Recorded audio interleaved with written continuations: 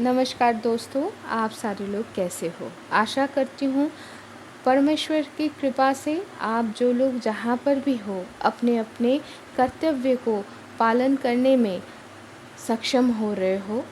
तो आइए इस शुभकामना के साथ हम लोग शुरू करते हैं आज केनोपनिषद की 7वां मंत्र। ये जो उपनिषद है ये हम लोग पढ़ रहे हैं उपनिषद अखंड संस्करण जो हरप प्रकाशनी से प्रकाशित हुई है। और इस किताब की अनुवादक और संपादक हैं अतुल चंद्र सेन, सीतानाथ तत्तभूषण और महेश चंद्र घोष महाशय की तरह विद्वज्जन। तो मैं ज़रूर ये बोलना चाहूँगी कि ये जो जहाँ से मैं जिस पीडीएफ से मैं पढ़ रही हूँ ये इसी किताब का एक पुराना संस्करण है, एक पुरानी संस्करण है, एडिशन है। तो आइए शुरू करते हैं शांति पाठ से। ओम आप्यायन्तु ममांगानि वाक्प्राणचक्षुः श्रोत्रमथो बलमिन्द्रियाणि च सर्वाणि सर्वं ब्रह्मोपनिषदं मा अहं ब्रह्म निराकुर्जां मा ब्रह्म निराकरोत् अनिराकरणमस्तु अनिराकरणं मे अस्तु तदात्तनि निरते ज उपनिषत्सु धर्मास्ते मयि सन्तु ते मयि सन्तु। ओम शांति, ओम शांति, ओम शांति। हर उपनिषद के पाठ शुरू करने से पहले शांति पाठ किया जाता है ताकि हमारे जो मन है, ये जो मन है वो स्थिर हो, ये मन है जो स्थिर हो, ताकि ये जो साकार रूप हम लोग लिए हैं जिस यात्रा के लिए, जिस साधना के लिए, उस साधना में हम लोग सफलता लाभ कर पाएं।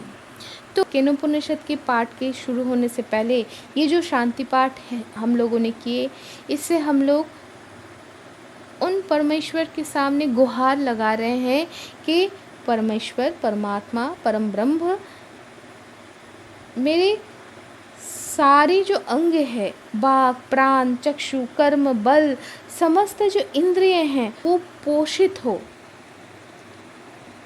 सारे उपनिषद में प्रतिपादित ब्रह्म है। मैं कभी भी ब्रह्म को अस्वीकार ना करूं और ब्रह्म भी मुझे कभी प्रत्याख्यात ना करें। उनके और मेरे अंदर हर वक्त सदा के लिए संबंध विद्यमान रहे। उपनिषद में जो सकल धर्म की बात बोला गया है, आत्मनिष्ठ मुझे मेरे अंदर आत्मनिष्ठ मेरे अंदर वही धर्म समूह प्रकाशित हो। हमारे विघ्न समूह का शांति हो, अंत हो। वो विघ्न चाहे आध्यात्मिक हो, आधि भौतिक हो या आधि दैविक हो, ताकि हम हमारी यात्रा में सफल रहे और हम परम ब्रह्म से मिलित हो पाएं। तो चलिए शुरू करते हैं केनोपनिषद, जिसके 4 खंड हैं। हम प्रथम खंड से पढ़ रहे हैं। केन पतति प्रेषितं मनः केन प्राणः प्रथमः प्रैति युक्तः केन शीतां वाचमीमां वदन्ति चक्षुः श्रोत्रं क उ देव जुनक्ति। श्रोत्रस्य श्रोत्रं मनसो मनजद्दाचो ह वाचं स उ प्राणस्य प्राण चक्षुज चक्षुरतिमुच्य धीराः प्रत्यास्ना लोकादमृता भवन्ति।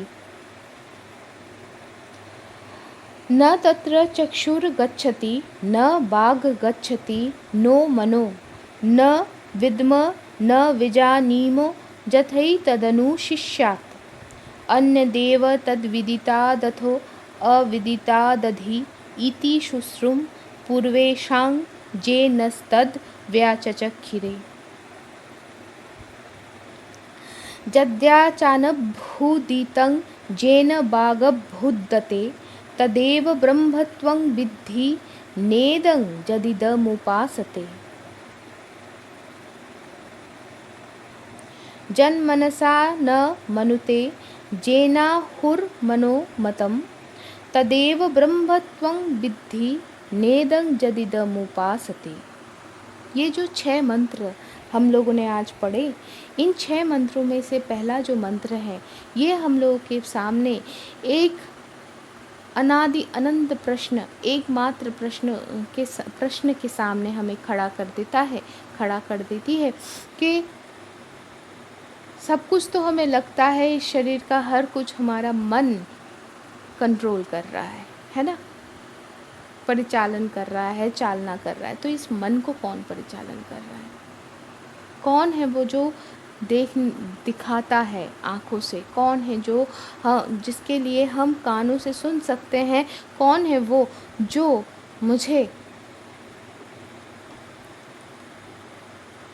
इस उपनिषद को पढ़ने के लिए या कोई कहानी को पढ़ने के लिए कौन प्रेरित कर रहा है? ये मन है या और कोई है? कहा जा रहा है कि जो पंडित लोग हैं वो, ये कौन रिस्पॉन्सिबल है? Who is the responsible entity और द एनर्जी, वो इनको अलग कर पाए। कैसे? जिनके शक्ति से हमारा कान सुन सकता है, हमारा बागेंद्रिय बोल सकता है, शब्द को उच्चारण कर सकता है, हमारा मन चिंतन कर सकता है, और हमारा प्राण जो ऊर्जा है, उसका जो काम है, उसका जो कर्तव्य है, उसको वो कर सकता है।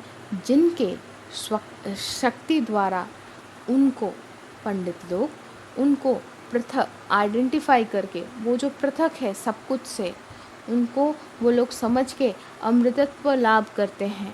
क्योंकि बोलना बहुत आसान है, अहम ब्रह्मास्मि, लेकिन जानने में और समझने में कई जन्म लग जाता है।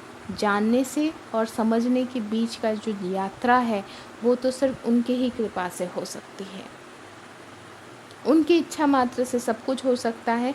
तो पहले हम समझ ले कि वो अलग है, फिर धीरे धीरे उनके ही कृपा से एक दिन जब ये रियलाइज़ हो जाएगा कि हम, वो पत्थर, ये बॉटल, आप, वो मेरा दोस्त, वो मेरा शत्रु, वो मेरा कोई नहीं, ये जो गैलेक्सी है, इसके बाहर जो एंटी मैटर है, मैटर है, जो हम जानते भी नहीं है, सब कुछ वो है। तब जाके हमारी यात्रा ख़त्म होती है। इस यात्रा में कहा जा रहा है, तीसरे और चौथे मंत्र से शुरू करके कहा जा रहा है कि वो कैसे हम उनको समझ पाए। अलग तो हम सोच लिए, लेकिन उनको हम कैसे समझ पाए?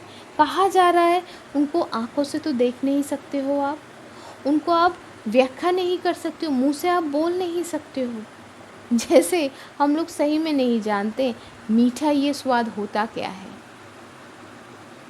वो स्वाद हमें भी अच्छा लगा, आपको भी अच्छा लगा, तो हम ये समझ लेते कि हाँ, ये जो इंग्रेडिएंट है, इसको मुंह में डालने के बाद जो अनुभव होता है हमें, वो मीठापन है। और आपको भी अच्छा लगा, मुझे भी अच्छा लगा, हमने उसको एक नाम दे दिया, मीठा। इसीलिए हम कह रहे कि मीठा। लेकिन सही मायने में मैं क्या अनुभव कर रही हूँ और आप क्या अनुभव करते हो, वही एक छोटा सा चीनी का क्रिस्टल आपके जहाँ तक मुंह में जा रहे हैं, वो जो छोटा सा एक टुकड़ा है, वो आप और मैं, हम दोनों में से कोई नहीं जानता।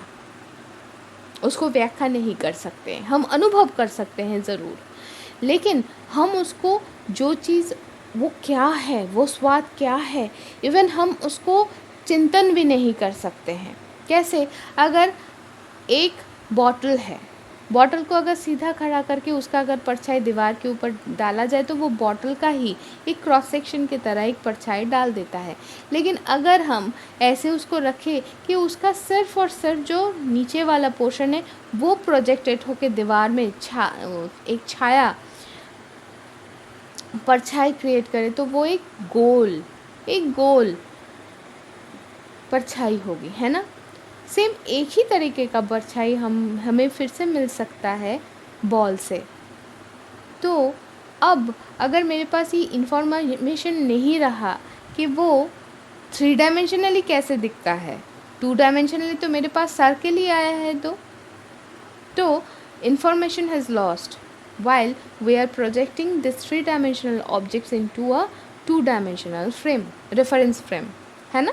तो अगर रेफरेंस फ्रेम में ऐसे हम लोग अगर उसको देख रहे हैं, तो हम बोल नहीं सकते, हम सोच भी नहीं सकते कि वो जो सर्किल हमें मिला है, 2 सर्किल, उसमें कौन-सा बॉटल है, कौन-सा बाल्टी है और कौन-सा बॉल है ना? तो इसीलिए हम तो सोच भी नहीं सकते ब्रह्म कौन है। और ये जो तर्क है, ये तर्क भी नहीं, ये जो कॉन्सेप्ट है, ये कहाँ से, ये गुरु परंपरा के शिष्य, गुरु अपने शिष्य को बोले हैं। ऐसे ही सारे जो ब्रह्मविद लोग हैं, जो पूर्व में थे, उनसे हमें जानने को मिला है। तो इसका अर्थ क्या है? इसका अर्थ ये है कि जिनको हम आँखों से देख नहीं सकते, कहा जा रहा है 5वें अध्याय में कि माफ़ करना, 5वें मंत्र में कहा जा रहा है कि जिनको हम बोल नहीं सकते, लेकिन जिनके द्वारा वाक्य प्रकाशित होता है, वो है ब्रह्म। लेकिन लोग जो ये ब्रह्म है बोलकर, जो दृश्यमान अनात्मा बाह्य वस्तुओं की तरफ जो एक नाम असाइन कर देते हैं, नाम ब्रह्म, मैं एक नाम डाल दिया, लेकिन इसका मतलब ये बॉटल सिर्फ ब्रह्म नहीं है, ये पूरा चराचर वो है ना? तो यही वहाँ पर कहा गया है कि भाई जो जिनके लिए वाक्य प्रकाशित होता है, वो है ब्रह्म।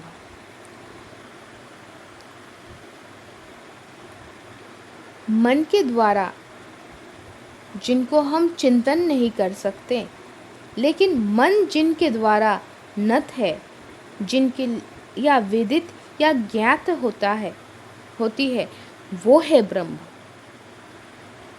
ब्रह्मविद कह रहे हैं कि जो सारे अनात्म बाह्य दृश्यमान पदार्थ को लोग ये ब्रह्म बोलकर उपासना करते हैं, वो ब्रह्म नहीं है। हमारा आपका जो मन है, जो जिसके लिए ज्ञात होती है, जिसके लिए वो वेदित है और जिसके सामने वो नत है,